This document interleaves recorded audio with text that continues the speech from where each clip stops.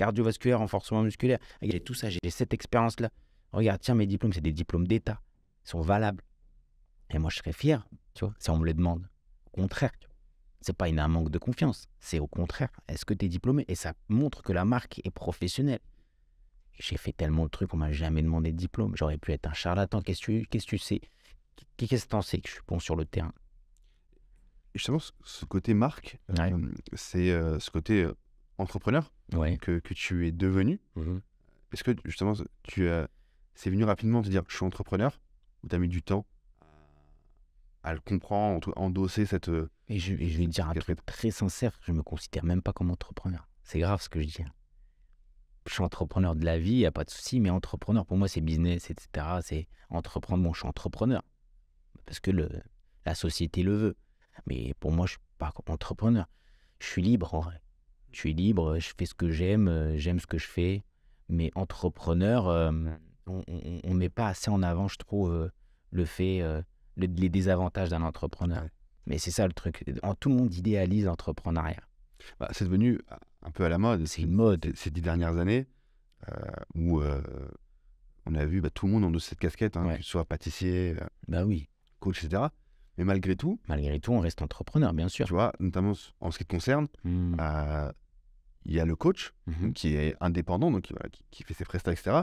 Mais là, tu as été plus loin en créant une marque, en travaillant avec des marques connues. Bien sûr. Je vais citer certaines, je pense que c'est Go Sport. Ouais, bien sûr. Adidas, Nike, tout le monde.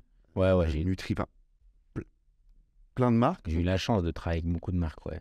Donc malgré tout, voilà, il y a eu une relation partenariale, et donc tu as vendu quelque chose, donc une marque, tu es entrepreneur. Ouais, je suis entrepreneur. Mais ouais, je sais, mais c'est pas quelque chose. C'est pas un truc qui m'affecte. C'est pas un truc. Je me présente pas en tant qu'entrepreneur.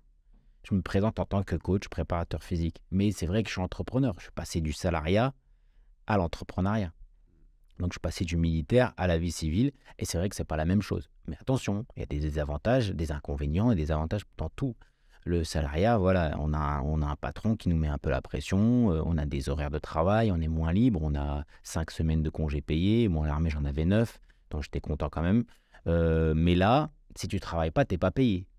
Si tu n'as pas d'opération, tu n'es pas payé.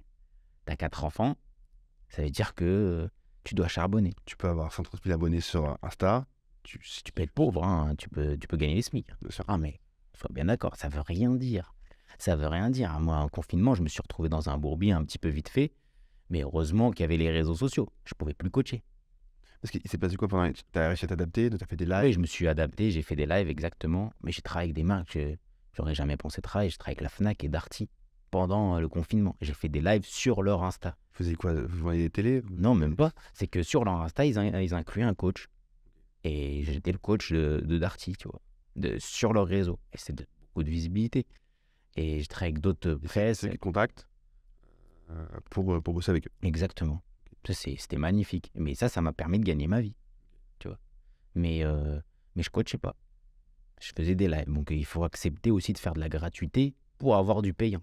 Combien de projets j'ai fait gratuitement pour faire mes preuves, parce que c'était une opportunité pour moi, et maintenant c'est devenu payant. On va parler justement un peu de ces projets, Ouais. Et notamment la marche des champions. Ouais. Ça, c'est un peu ton produit phare. Ouais, c'est mon petit bébé. Projet phare. C'est mon petit bébé. D'ailleurs, à l'heure où on enregistre ce podcast, tu prépares une nouvelle marche. Ouais. T'en as fait combien là, depuis On a fait 6. 6. Ouais. Donc la première, c'était, je crois, Lyon-Montpellier. La toute première, celle qui m'a inspiré à faire la marche des champions, c'était celle avec mon frère. Okay. Du jour au lendemain, je lui ai dit... J'ai 2. Ouais, 2. Je lui ai dit, écoute, demain, je vais faire Roubaix-Paris. Tu viens ou tu viens pas? On va partir sans tente, sans rien, sans argent, sans autostop, sans rien. Il est sportif. Et je lui ai dit, tu viens ou pas? Et maintenant, il vit en Australie. Donc, ça m'a permis de passer ce moment avec lui, tu vois, privilégié. Et donc, il était déterminé à tout ce que je faisais. Tu vois. Et en 48 heures, il était là. Je lui ai dit, dans 2 jours, je pars. Et il est venu. Il est venu à Roubaix. Moi, je me suis dit, si je vais partir de Roubaix.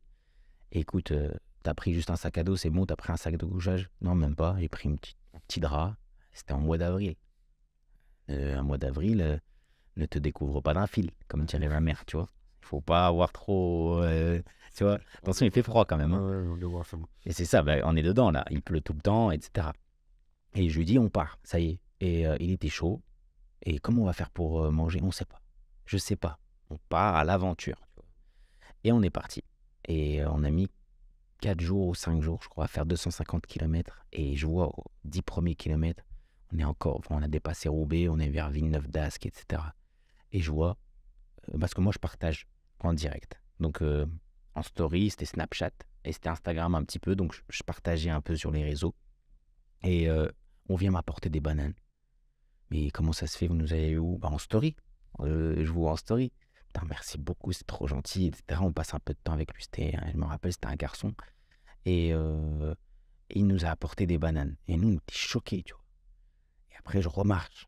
Et encore. Et elle nous ramène de l'eau, etc. Tu sais, parce que j'ai dit que j'ai jamais rien demandé. Je suis parti sans rien. Mais c'était juste mes règles, tu vois. Ça vient de l'armée. Communauté. Ouais. Ça s'est construit d'année en année, tu vois. Et après, je me suis dit, il y a un bail à faire, tu vois. Il y a un truc à faire. Donc là, on peut résumer ça comme une preuve de concept. Ouais. Pour les entrepreneurs, ça va leur parler. Oui. Et une fois que ça a fonctionné, ouais. tu t'es dit, là, on va faire un truc plus gros. Ouais. Et justement, avec cette communauté qui me suit, ouais. Je vais leur permettre de pouvoir participer. C'est ça, exactement. Et donc, j'ai lancé la marche des champions officiellement. J'ai déposé à l'INPI. Okay. Il faut tout déposer, moi, en tant qu'entrepreneur. Mais là, c'est là que je me considère comme entrepreneur. Ouais. Et ouais. Et parce que tu peux faire copier. Quelqu'un aurait pu reprendre le concept de la marche des champions. Exactement. Mais quand je dis que je me considère pas comme entrepreneur, mais je le suis. Hein. Ouais. Je le suis, mais j'ai pas ce côté... voilà, je suis entrepreneur, j'entreprends plein de choses, etc. Si, j'entreprends plein de choses, mais dans le domaine de métier. Pour moi, entrepreneur, c'est plus large encore. C'est le mec qui fait du business, etc. Moi, je ne suis pas trop un businessman. C'est pour ça que j'enlève ce côté businessman de la catégorie entrepreneuriat. Donc, je ne suis pas un mec qui va parler d'argent tout le temps, etc. Bon, il y a quelqu'un qui parle d'argent à ma place. Je déteste parler d'argent. C'est un délire. Voilà, je parle d'argent avec mon assistante et Sonia et Sophie, voilà, qui me gèrent. Et moi, je ne veux pas parler d'autre chose, tu vois. Je veux parler que de sport. Et c'est pour ça que je rebondis sur ça. Et donc, j'ai décidé de lancer la marche des champions. J'ai déposé à l'INPI. Je me suis dit, voilà, comme ça, je ne me la ferai pas pomper, etc. Et en plus, il n'y avait que moi qui marchais au début, enfin, 2017. Et le concept de filmer, créer une histoire, etc., ça ne s'est pas vu encore. Donc, je voulais vraiment créer des règles qui ne seront jamais pompées aussi. Parce que moi, je suis très ouvert. Et je donne de la force vraiment à n'importe qui. Tu peux m'insulter, tu peux me dire que mon travail n'est pas bon, etc. Il y a bien un truc que je supporte pas, et je peux me taper pour ça, au sens figuré, tu vois. C'est le copier-coller, tu vois. C'est t'enlèves ma sueur. Je me suis cassé la tête à créer un concept. Je l'ai déposé. J'ai fait de la paperasse. Je prends des responsabilités. J'innove. Et toi, tu fais exactement la même chose. Ça, c'est fini. Non, mais je sais qu'il y en a beaucoup qui marchent maintenant. Et je sais qu'il y en a qui disent qu'ils sont inspirés de la marche des champions. Mais je te parle vraiment de ceux qui font les choses en soum-soum. Et ça, je ne supporte pas, tu vois. Parce que moi, je fais une étude de marché pour ne pas faire comme les autres. Au contraire, parce qu'il y en a qui font une étude de marché pour s'inspirer un petit peu et pour faire les choses différemment. Ah, t'es vraiment entrepreneur. Ouais, t'es vraiment entrepreneur. Ouais, c'est bon. Bon, c'est bon. Allez, c'est bon. C'est validé, ça. Je vais le rajouter dans ma bio. Mais c'est vraiment un truc, voilà, étude de marché, ça c'est pas fait. Ok, lui il a fait comme ça, bon moi je vais aller dans un autre délire. Et voilà, c'est pour ça que j'ai mis des règles drastiques. Après il y a ton expertise aussi, parce que tu vois, cette marche, c'est un peu, tu parlais d'infanterie tout à l'heure. Ouais. C'est de la légitimité, c'est légitime. Cette légitimité, ouais. Tu la tires aussi de ça. Ouais. Et cette expertise, tout le monde ne peut pas emmener un groupe. Bien sûr. Sur un parcours aussi long. Ouais. Parce que ça c'était mon métier à l'armée, chef de groupe. Je gérais 12 soldats sur le terrain. Voilà, c'était ça mon métier. Mais c'est vrai que c'est légitime. Mais maintenant, j'ai cet esprit de compétiteur et voilà, je veux rester quand même... s'il y a mes règles qui sont refaites et je vais recréer des autres règles, juste pour que la marche des champions soit unique, tu vois. C'est ça, après, c'est mon esprit aussi compétiteur, tu vois.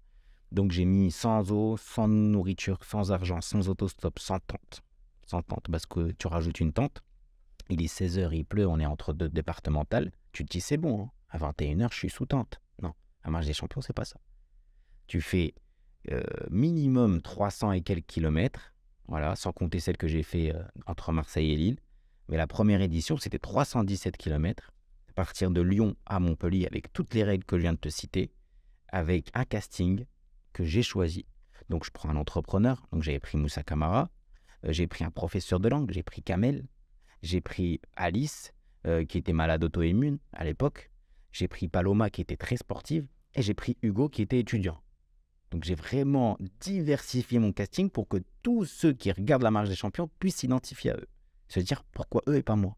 J'ai une question. Est-ce que Moussa Camara a fini la marche des champions? Ah, il a fini. Il a fini. Le plus déterminé des déterminés, c'est lui. C'est lui. Parce qu'il a une détermination incroyable, Moussa Camara. C'est inné, tu vois. Il y a des gens qui naissent avec une détermination et pas de la motivation, parce que la motivation, tout le monde peut l'avoir. Mais il a une discipline, il a une détermination sur chaque action qu'il fait, que ce soit sur le sport, où tu vas lui dire, vas-y, apprends ça par cœur, il va l'apprendre par cœur. On le vit au quotidien. Donc il a été au bout, 317 km, avec des difficultés de temps en temps, mais dans tous les cas, dans sa tête, moi je veux aller au bout, il disait toujours ça, quoi. Il a été au bout. Ce casting, c'est les gens qui candidatent? Ouais. Je crois que tu as eu plus de 600.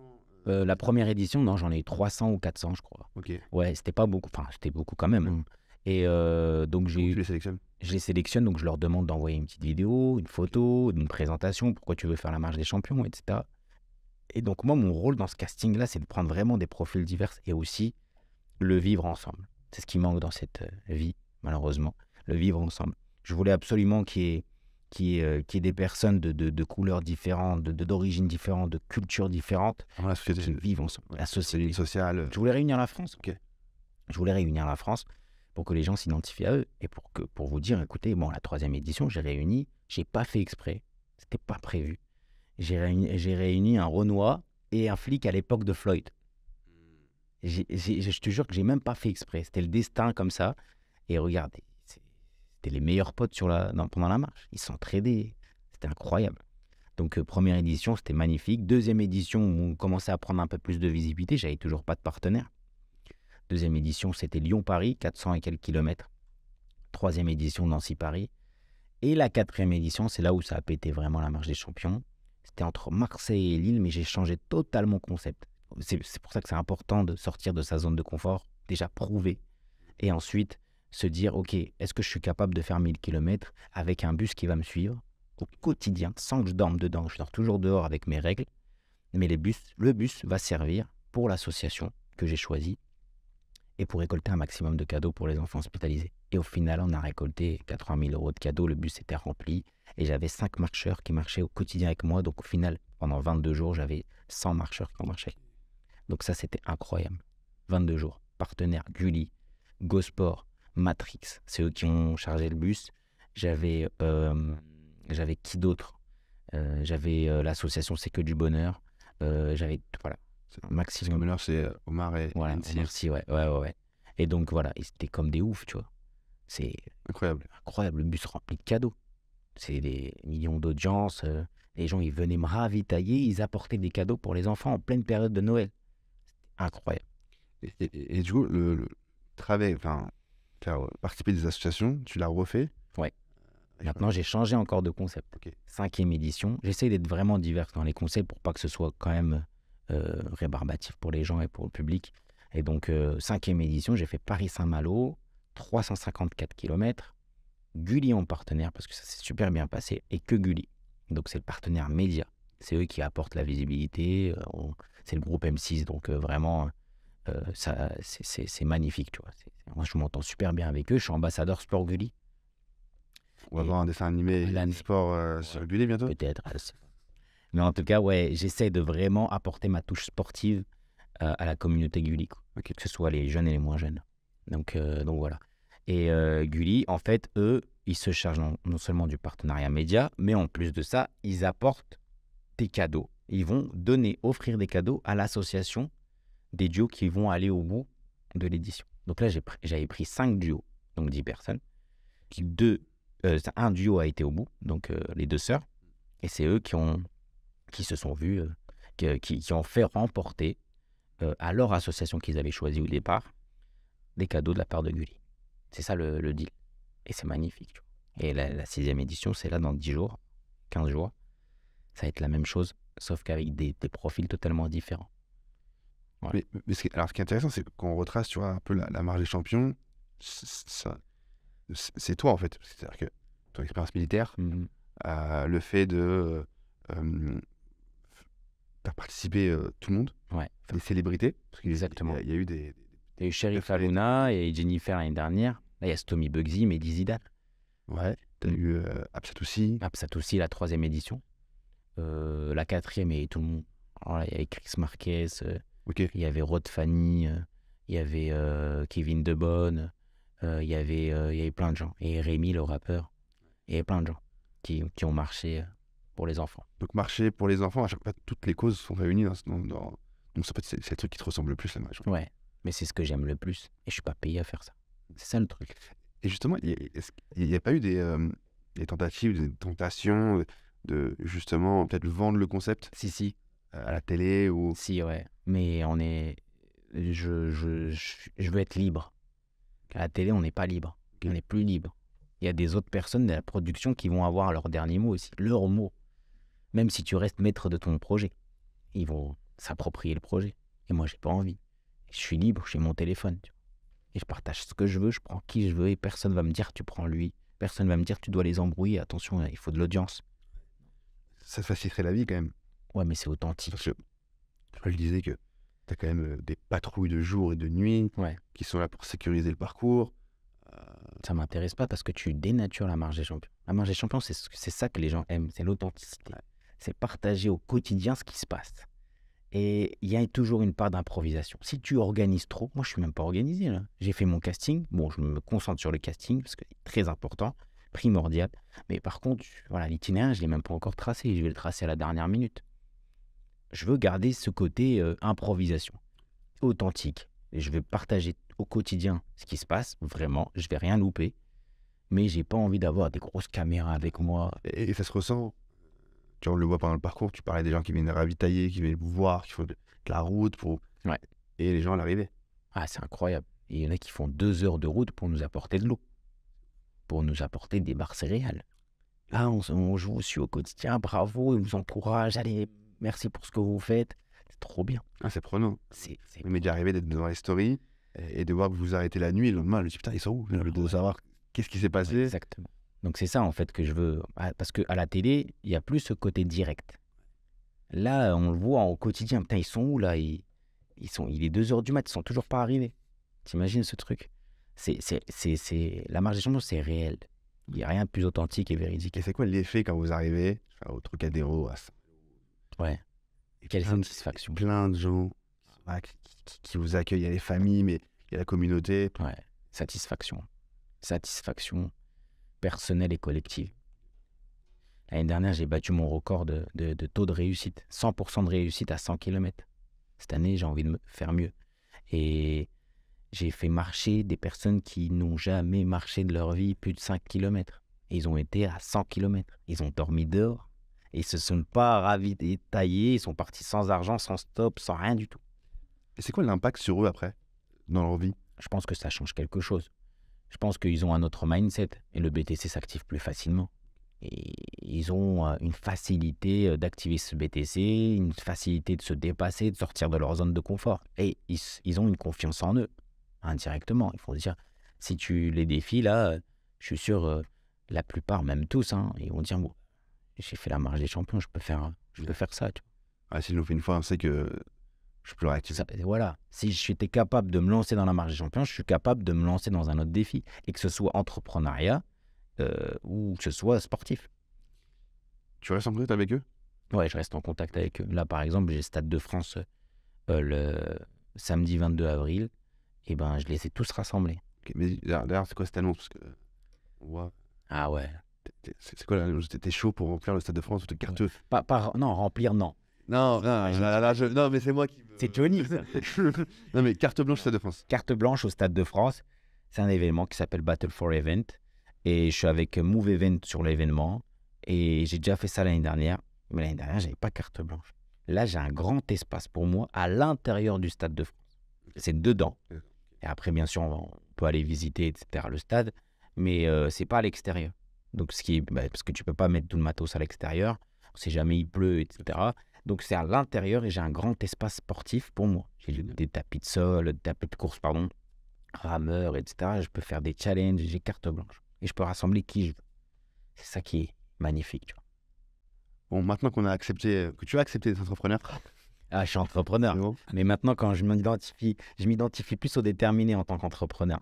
Ça, c'est... Voilà, parce que le déterminé voit ça au sens large du terme, avec les hauts et les bas, et avec les échecs, et pas idéaliser l'entrepreneuriat. Et ben justement, pour ces entrepreneurs déterminés, mais aussi pour les autres, les auditeurs qui vont nous écouter, est-ce que tu as des petits conseils à leur transmettre?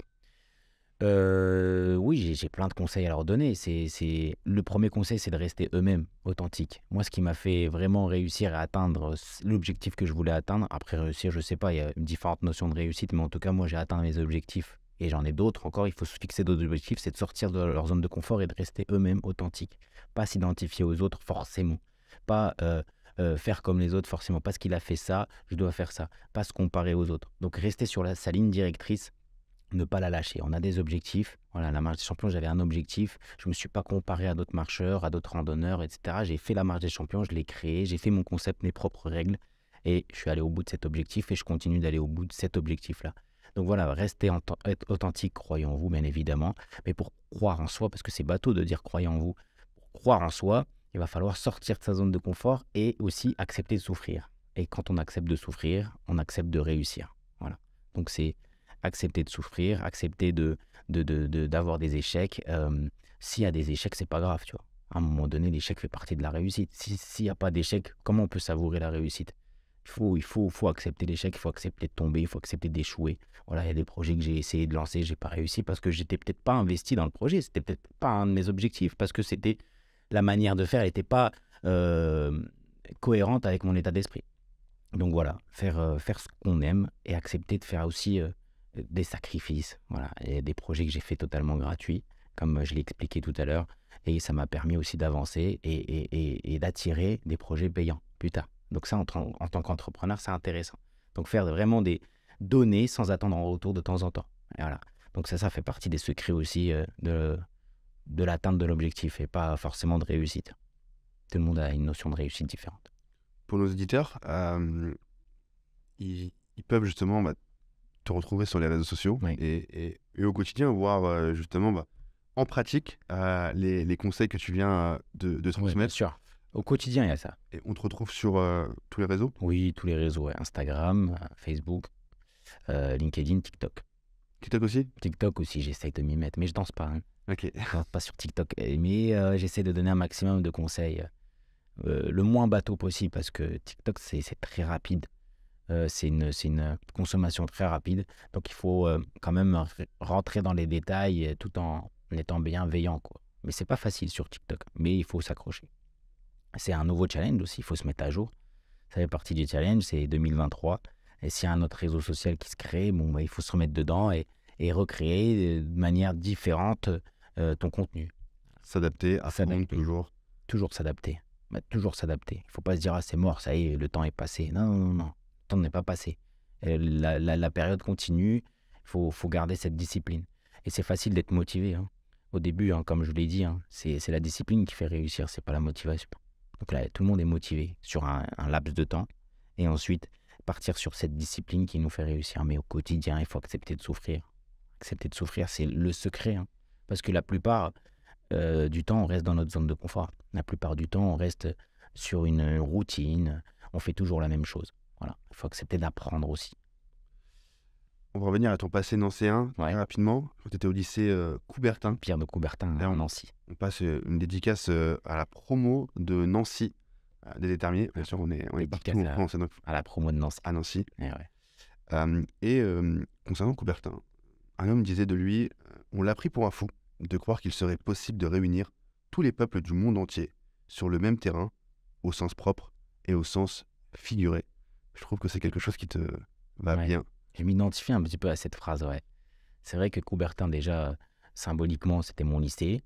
Et Pierre de Coubertin, on a toujours cru qu'il a dit l'important, c'est de participer, alors qu'il n'a jamais dit ça. J'ai rencontré son arrière petite fille. C'était son oncle, mais grand oncle, Diane, que j'ai rencontrée à la Gymnasiade en Normandie. C'est les JO un peu pour les jeunes ados. Et elle m'a dit, mon grand-oncle n'a jamais dit ça. Il est inventeur des jeux modernes. Voilà, exactement. Et il a dit une phrase totalement différente. Il a dit, l'important, c'est de s'être bien battu. Voilà ce qu'il a dit. Donc, c'est pas l'important, c'est de participer, c'est très négatif. C'est très pessimiste comme phrase. C'est dommage de réduire Coubertin à ça. Bah merci, parce que tu m'apprends aussi cette minute culture. Merci beaucoup pour cet échange. Plaisir. Je vous en prie, franchement, j'ai kiffé ce moment. Mais on l'a kiffé aussi.